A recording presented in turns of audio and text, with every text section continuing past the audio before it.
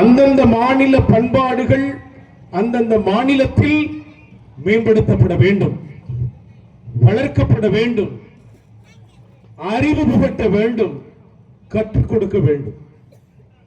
அந்தந்த மாநிலம், கேரள மாநிலம் என்று சொன்னால் கேரள மாநிலத்துடைய பண்பாடுகள் வளரணும். கர்நாடக மாநிலம் என்று சொன்னால் கர்நாடக மாநிலத்தினுடைய பண்பாடுகள் அங்கே வளர வேண்டும், மேம்பட வேண்டும்.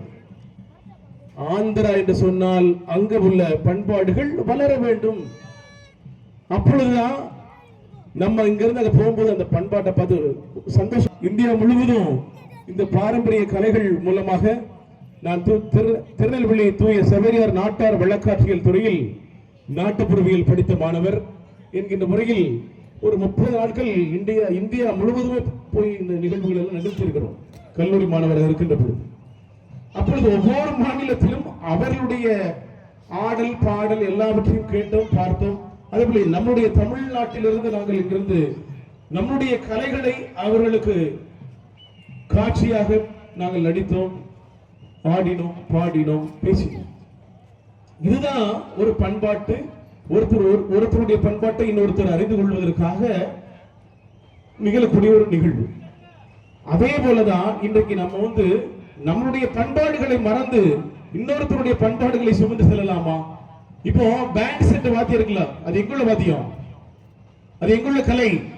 இவெல்லாம் ட்ரம் செட் பாங்க, யாராவது செதுப்பிடு ட்ரம் செட் சொல்ல அப்படிம்பாங்க. அந்த ட்ரம் செட் எங்குள்ளது? எந்த நாட்டில் உள்ளது? இங்கிலாந்து நாட்டில் உள்ளது.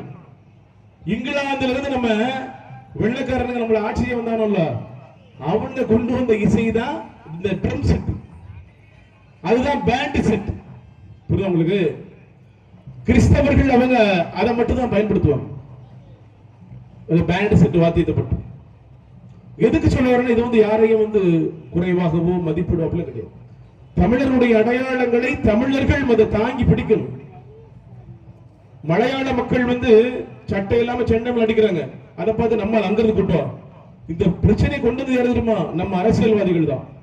நம்மளுடைய அரசியல்வாதிகள் அவங்களுடைய முக்கியமான ஆட்கள் வரும்பொழுது வித்தியாசமான ஒரு மேளம் கொண்டு வரணும் அப்படின்னு சொல்லி செண்டை மேளத்தை அங்கிருந்து கொண்டு வந்தான், எங்கிருந்து கேரளாவில். அதே போல நாசிக் டோல் எங்க இந்திக்காரர்களுடைய மேளத்தை கொண்டு வந்தான், பெருசா டும் டும் டும் கங்க, அது நாசிக் டோல். புரியுங்களா? ஆனா இந்த ரெண்டு மேளத்தை நீங்க நல்லா யோசிச்சு பாருங்க. இந்த ரெண்டு மேளம் வந்ததுனால தமிழருடைய இசை, அதாவது மேளம், நையாண்டி மேளம், ராஜ மேளம், தொப்பு செட்டு, இப்படி எல்லாமே இன்னைக்கு என்ன செஞ்சது? கீழ்நிலைக்கு போயிடுச்சு.